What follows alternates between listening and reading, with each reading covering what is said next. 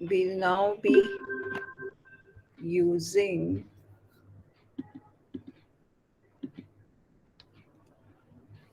the we'll now see how to use Laplace transforms to solve initial value problems. Okay. Now, initial value problems means you have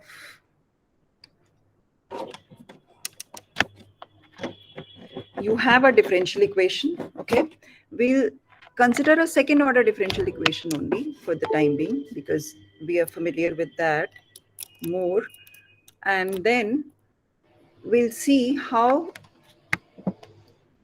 we convert that differential equation. Like, see, what happens is if you have a general second order differential equation, you have something like this. I'm talking of constant coefficients right now. Okay. Bx dash t plus cxt equal to some function of t. Okay. This is how a general second order differential equation with constant coefficients would look like, right? Now, when we solve this, so basically we are looking for, some function of t which satisfies this differential equation. Okay. Now, we also know the fact that since it's a second order differential equation, so this general expression will have two arbitrary constants, C1 and C2. So what we can do is say we can impose some initial conditions. Okay, say x when t is 0 is x naught and x dash when t is 0 is, say, supposing x dash naught. Okay, so that means these are the values which our function can take when what happens when t is 0. So these are, I mean, this is something that you are all familiar with. Okay, so these are called as your initial value conditions, and solving a differential equation along with the given initial conditions means we are solving an initial value problem. Okay, this all we know, right? Now, as I said, our objective now is going to be how to use Laplace transforms, okay, so that, we convert this differential equation into an algebraic equation. Okay, now what will happen? The moment you convert it into an algebraic equation, that means, like, for example, consider this xt. So we'll have to consider the Laplace transform of xt. So that will be some function of s.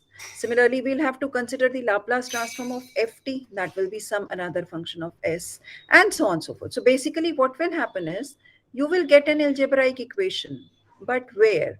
In x of s. So that means your variable, which initially was t, is now converted to s. So to get the solution back, so that means what? That means from this Laplace transform, we have to get back our xt.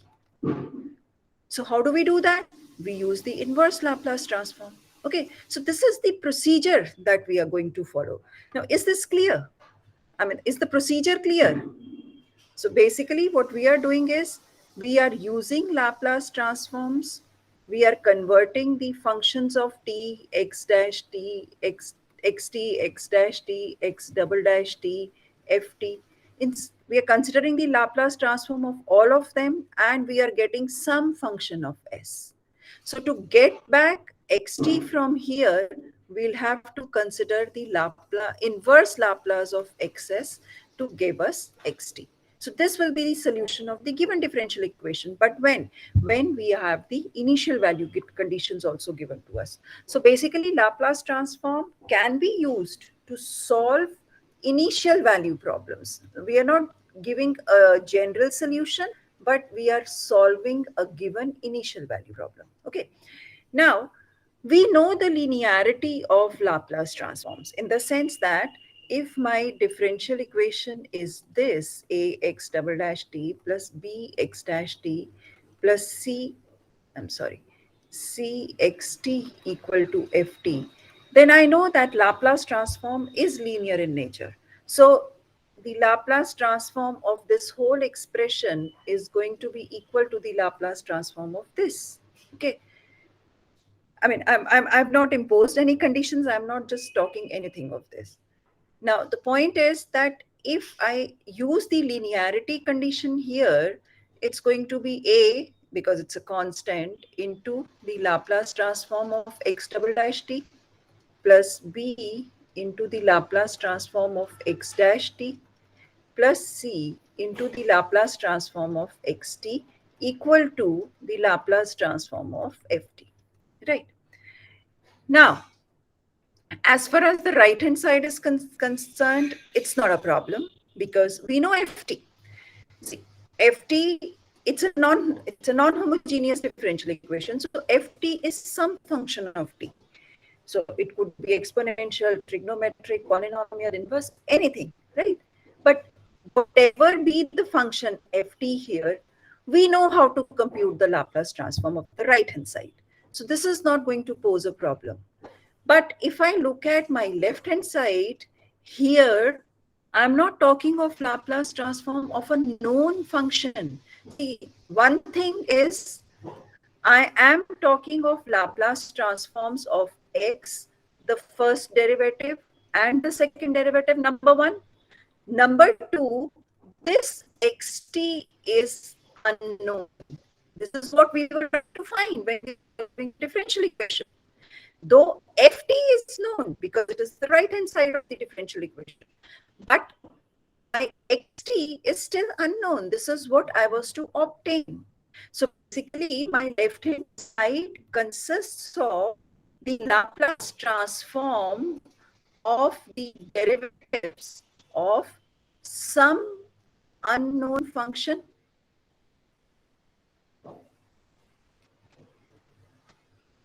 Okay, so some unknown function. Now, to how to go about that? I mean, how to use that?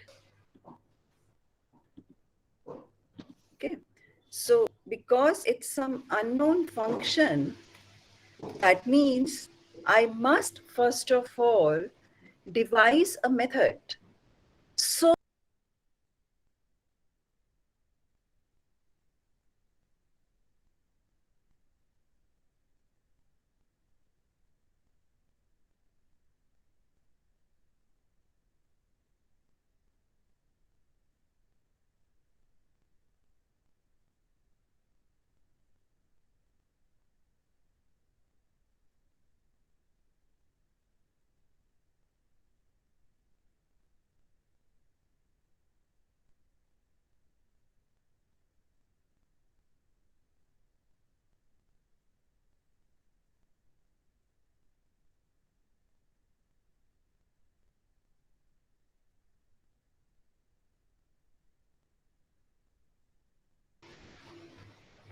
Hanji, where did I lose myself?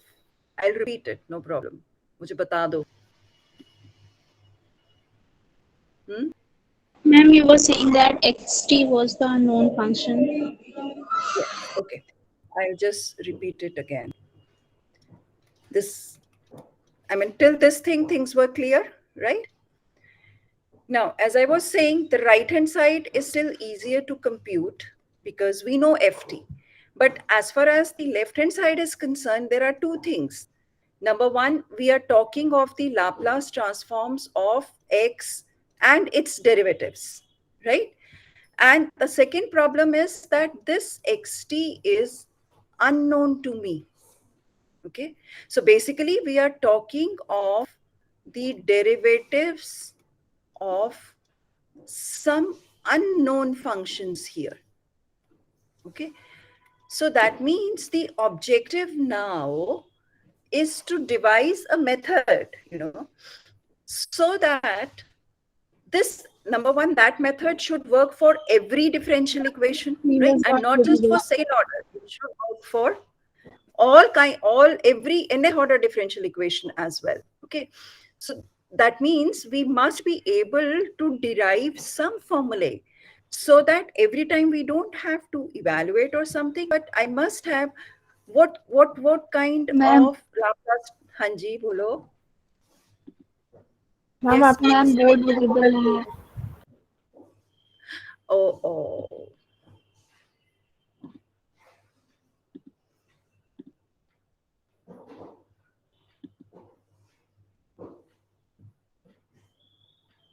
sorry. Is it visible now? Yes, ma'am. Right. So that means I have to kind of, derive a formula so that I can directly write, like, if no matter what my function xt is, you know, my Laplace transform of x dash t will be something. My Laplace transform of x double dash t will be something. So even if I have higher order derivatives or I have a differential equation of nth order, then also I should be able to write the Laplace transforms of the derivatives. What I can do is, see, at the most what we can do is we can say, okay, let my Laplace transform of xt be some xs. Okay. Now, the thing is that since I want to convert my differential equation into an algebraic equation, I do not want to do away with xs. That means my theory should be such that the Laplace transform of x dash t should also be expressed in terms of xs, not just x dash t, even x double dash t. Even if I have nth order derivatives, then even the Laplace transform of x and t should also be expressed in terms of xs. So this theory we need to develop first, then only we'll be able to use them in solving the differential equations. Is this concept clear? Batao. Hmm? Yes, ma'am. है ना, समझ आ गया ना ये? Okay.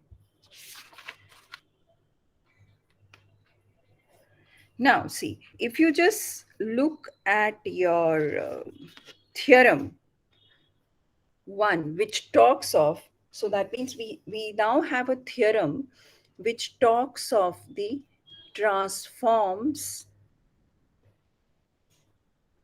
of derivatives. Okay, this is what we want, how to find the transforms of derivatives.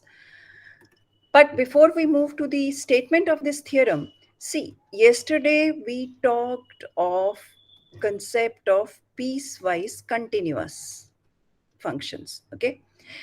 Now, piecewise continuous functions were, I mean, again, I'm repeating, we have an interval AB. We split this interval into subintervals where there are only finitely many points at which the function fails to be continuous or the function is discontinuous. Such a function is said to be a piecewise continuous function. Okay. Now, if your piecewise continuous function is such that this function is further differentiable, okay, except at finitely many points. Okay, that means we may have a few finite points where the function fails to be differentiable.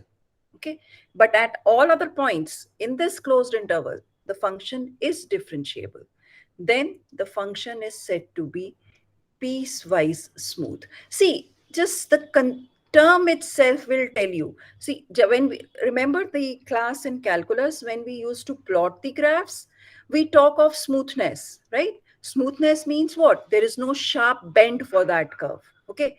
And when, how does smoothness comes? When the function is differentiable, right? So maybe, the function is not differentiable at only a few points, but at all other points, the graph happens to be a smooth graph. Okay, so then it becomes a piecewise smooth curve. So we have a piecewise continuity, we have piecewise smoothness. And how does piecewise smoothness again comes? When we are talking of differentiability also. Okay, now the theorem says that if we have a function ft, okay, if you have a function ft such that this function is continuous and piecewise smooth, mind you. Okay, piecewise smooth, and further, for t more than or equal to 0, I mean, this is continuous and piecewise smooth for t more than or equal to 0. This is the first condition. The second condition, that this function is of exponential order. This we already discussed yesterday. Okay, when? As t approaches infinity. Okay. Then the theorem says that definitely there exist, now of course we'll be using the definitions here only, there exist non-negative constants. Now we'll be talking of three constants, capital M, C. Instead of alpha, I'm using C now, and T, such that what happens, that your mod of Ft is less than or equal to M e to the power Ct, right? But for every T, instead of more than or equal to 0, we are saying for every T more than or equal to T. Okay, that's why we said it is a non-negative constant. If it's 0, fine. Even if it's, some other number, some other constant T, then also it's fine. So it's like saying that maybe for a few terms, for few values of T, this relationship does not hold good, but holds good for every T more than some T, capital T. Then also the function is of an exponential order. If these conditions are satisfied, then the theorem says that the Laplace transform of its derivative also exists. See, yesterday we talked of a theorem which guaranteed that the Laplace transform of a function would exist. Usme the only condition required was that the function should be piecewise continuous and should be of exponential order. These were the two conditions required. But now, since we want to ascertain the existence of the Laplace transform of the derivatives as well, so therefore we have to impose one more condition, that the function has to be piecewise smooth as well. Okay, then the theorem says that the Laplace transform of its derivative exists for every s more than c. First of all, now this c again is a non-negative constant, so obviously we have the existence of the derivative of the Laplace transform of the derivative. But the Laplace transform of f dash t is then given by s into the Laplace transform of ft minus f of 0. Okay, and what is the Laplace transform of ft? Capital Fs minus the value of that function when t is 0. This is the theorem. Okay, SFS minus f at 0. Okay, this is for any function ft which satisfies these two conditions. Okay, this will be the Laplace transform of f dash t. The theorem talks only for the first order derivative, but we can use this, to talk of the Laplace transforms for higher order derivatives also. See how? If supposing I have to talk of the Laplace transform of f double dash t, okay? So this is going to be nothing but the Laplace transform of the derivative of f dash t. यही मतलब हुआ ना, because it's the second order derivative. Let f dash t be some function gt. So that means this is going to be the Laplace transform of g dash t. Okay. Now, by the theorem, Laplace transform of g dash t is going to be s into the Laplace transform of gt minus g at 0, right? But what that means, it is nothing but s Laplace transform of f dash t minus g at 0. Now, but what is g? G is nothing but f dash. So what is g at 0? Nothing but f dash at 0. And what is Laplace transform of f dash t? It's nothing but s Laplace transform of ft minus f at 0 minus f dash 0. So what is it? Isn't it s into s fs minus f0 minus f dash 0, because Laplace transform of ft is nothing but fs. So what does this turn out to be? So this means that Laplace transform of f double dash t is actually nothing but s square fs. That will be my first term. If you just see this term, okay, minus s f at 0 minus f dash 0. So this becomes the Laplace transform for the second order derivative. In a similar manner, we can derive the Laplace transform of f triple dash t and so on and so forth. So that means if I have the existence of the Laplace transform of first order derivative, then I have the Laplace transform for nth order derivative also. Okay, so the only thing that we need is that those two conditions must be satisfied, right? And because you have, see, our equation was something like this. I'm coming back to that. Okay, bx dash t plus cxt equal to f of t.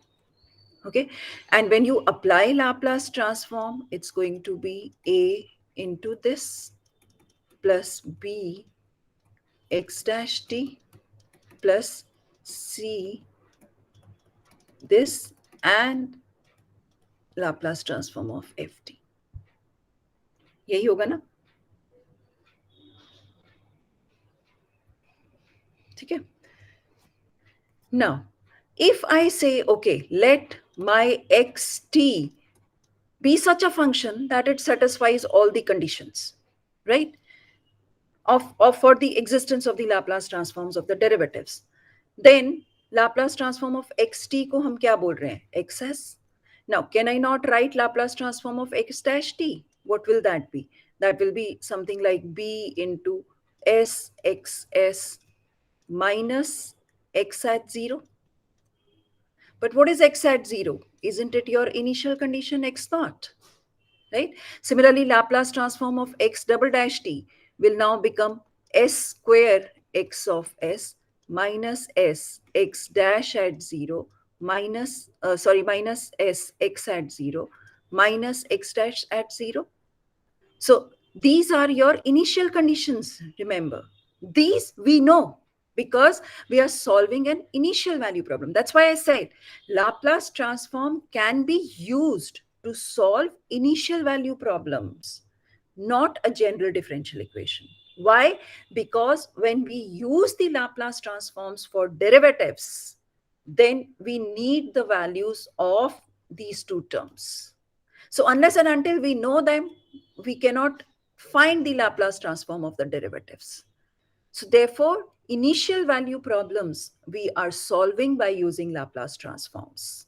Now, is this clear? Bolo jaldi se. Is this all clear or not?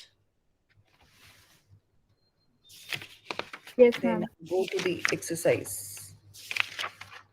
कुछ doubt है तो बताओ.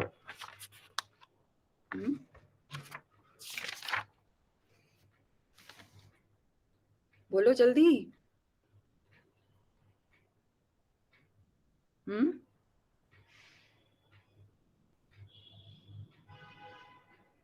No, ma'am. Okay, now let's see. Supposing, okay, we'll consider the homogeneous equation first. Say this is your problem number 1 of exercise 7.2 that I'm trying to solve.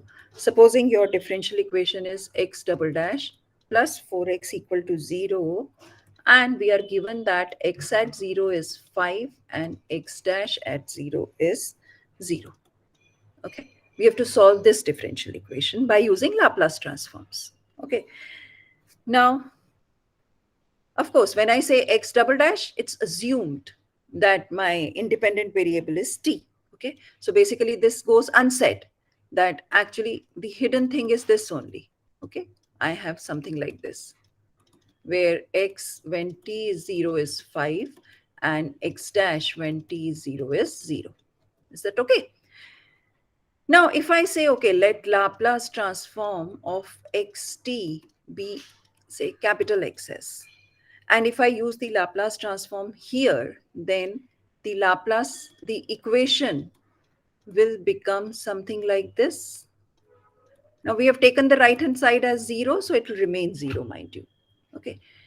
Now I can use the result of the theorem that we have. What will that be? That will be, this implies I'll have s square Laplace transform of xt minus s into x at 0 minus x dash at 0. This is what Laplace transform of x double dash t is, right? Plus 4 into Laplace transform of xt equal to 0, right? Now, what is Laplace transform of xt? Capital XS minus, what is x at 0? 5. So isn't it 5s? What is x dash at 0? 0. So it's 0 plus 4xs equal to 0. Is that okay? Now, if I simplify it, that means I collect the coefficients of xs, which is nothing but s square plus 4 minus 5s equal to 0, which means my xs is 5s upon s square plus 4. Now, isn't it an algebraic equation now? It's no more a differential equation. It has become an algebraic equation. But what we have to remember is that this xs is actually nothing but Laplace transform of xt. So this has turned out to be 5 into s upon s square plus 4. And I have to get my xt back from here. And what will be xt? Nothing but inverse Laplace of 5s upon s square plus 4. So what is that? Isn't it similar to s upon s square plus k square? Yes, ma'am, cos 2t. So that means, isn't it 5 cos 2t? ठीक है ना? So this is your solution of the differential equation.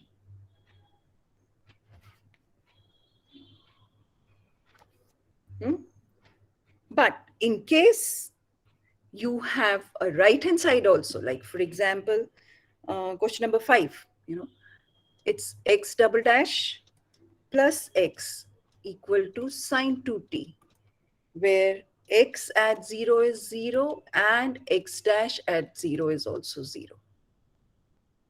Okay, so supposing we have to now solve this. So again, I mean, of course, I'm not writing it properly, that you will do, I know that. But we know that if I take the Laplace transform for the whole equation, it's going to be something like this. ठीक है ना? Again, it's going to be s square Laplace of xt minus s x at 0 minus x dash at 0 plus Laplace of xt equal to, now we know the Laplace transform of sine 2t. We have a formula for that, right? क्या होगा sin 2t का? 2 upon s square plus 4, right? So won't it be s square into capital XS? Now x at 0 is 0, x dash at 0 is also 0. So these two terms vanish. So we have x square, s square XS plus XS equal to 2 upon s square plus 4. So can you not simplify and get XS as something? बताओ तो क्या आएगा फटाफट? Then I'll tell you how to. S square plus 1 into s square plus 4. 2 upon s S square plus 1. plus 1 into s square plus 4. Now, of course, to get back my function, I need inverse Laplace for this, right? But I have no formula so far known to me where I can have the product in the denominator and then evaluate the inverse Laplace transform for that, right? कुछ नहीं है हमारे पास. But my knowledge of maths tells me that I can split it into partial fractions. कर सकते हैं ना? So if I have this term and this term, I know how to write their Laplace transforms. The only thing that I need to know is what will be my A and B such that this equation is satisfied. Is this clear? Yes, ma'am. So if you split it into partial fractions, can you quickly compute what will be A and what will be B? So that I can then write my XS. क्या होएगा? जरा जल्दी से करो तो solve.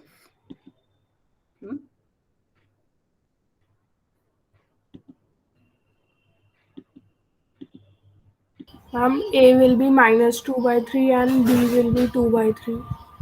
A will be minus 2 by 3 and B will be 2 by 3. So that means I'm going to have XS equal to something like minus 2 by 3 into 1 upon S square plus 4 plus 2 by 3 into 1 upon S square plus 1.